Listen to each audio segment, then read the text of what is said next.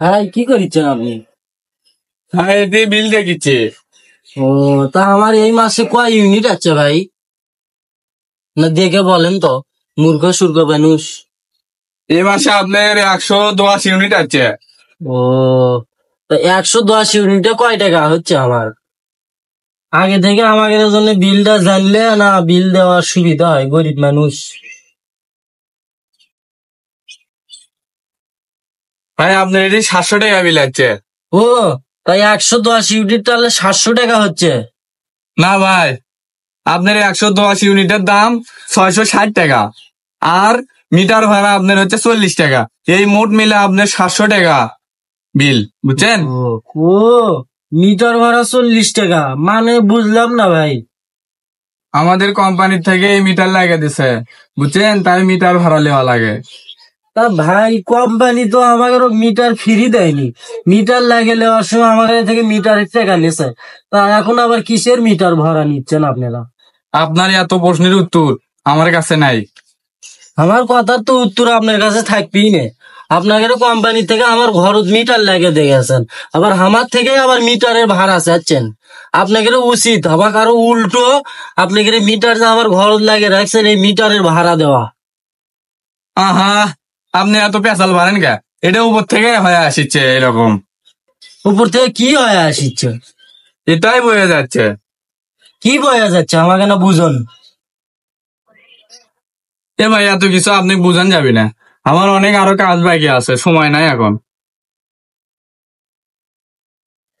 ও আচ্ছা ভাই, আপনিই বলেন। এই মিটার প্রথমে আমার বাবা নিয়েছিল, তারপরে আমি বিল দিচ্ছি, তারপরে আমার ছেলে বিল দিবি, তারপরে আমার ছেলের ছেলে বিল দিবি।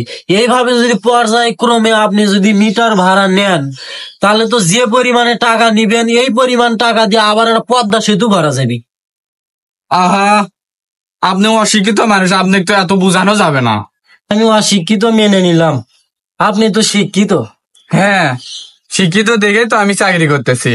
ও আচ্ছা, শিক্ষিত ভাই, আপনি আমার একটা কথা শুনবেন, শুনে কথাটা বুঝে দিয়ে তারপরে যাবেন। আপনি আসেন আমার সাথে, এ ভাই, কুটি যাবি? আপনি আসেন আমার এই ভাই, আমার কাম আছে। এই ওদের মত কুটি নিয়ে যাচ্ছেন? এই ভাই,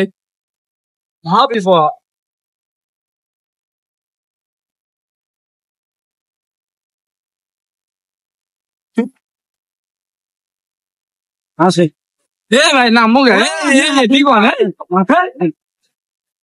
এখানে এই ধানের জমিটা হচ্ছে আমার, বুঝছেন, সম্পূর্ণ আমার জমির উপর আপনি এই কোম্পানির ফুলটা যে গাছছেন, এই যে কতখানি জায়গা গেছে দেখেন, দেখছেন?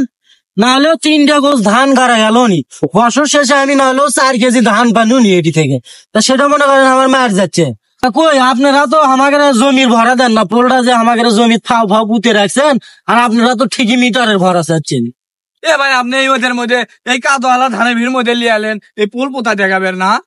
আপনি কারেন্ট নিবেন, এই পোল পোতার জায়গা দেওয়া লাগবে না? আপনি দায় খালি বুঝলেন না। মনে করেন এই জায়গা যদি একটা গাছ লাগানো হনি, কয়েক বছর পর বিক্রি করলে তাও টাকা পানো নি, জায়গা তো দিয়েই রাখছি। আপনি এরকম কোম্পানি থেকে আমাকে কারেন্ট দিয়েছেন, কারেন্ট দিয়ে মনে করেন আমি কতখানি বিদ্যুৎ পুড়লাম, সেই পুরা দেখার জন্য আপনি একটা আমার বাড়ির ক্যালকুলেটর লাগিয়ে রাখছেন। তা সেই ক্যালকুলেটর লাগিয়ে রেখে সেই ক্যালকুলেটরের ভাড়া আনা আমাকে একটা ফাও টাকা নিচ্ছেন আমাদের গরিব দুঃখী মানুষের থেকে। আমাদের মতো গরিব মানুষের সকলের দাবি হয় আপনারা আমাদের ঘরের যে মিটার লাগিয়ে রাখছেন সেই ঘরের ভাড়া দিবেন, নয় যে এই যে জমির মধ্যে পোল পুঁতে রাখছেন এই জমির ভাড়া দিবেন, নয় আমাদের মিটার ভাড়া মাফ করে দিবেন। এটা আমার দাবি, আপনি এটা অফিসে গিয়ে বলবেন। আপনার দাবি আপনি অফিসে যা বলবেন।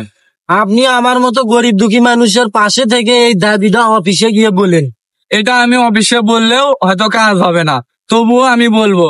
কিন্তু আপনাদের উচিত যার যার নিজ স্থান থেকে সবাই একত্রিত হয়ে একটা দাবি তোলা, তাহলে এটা আদায় করা সম্ভব। আর যদি এই ভিডিওটি মানুষ বেশি বেশি করে দেখে আর শেয়ার করে, তাহলে অনেক মানুষ এই বিষয়ে সচেতন হবে। জনগণ একতা হলে সবকিছু করা সম্ভব। ভাই থাকেন, আমার আরো কাজ বাকি আছে অনেক, এই গ্রামের পুরোটা বিল তোলা লাগবে, এত আর পেশাল বেড়াবো না। থাকেন ভাই। আচ্ছা, জানতে গেলাম, চলেন।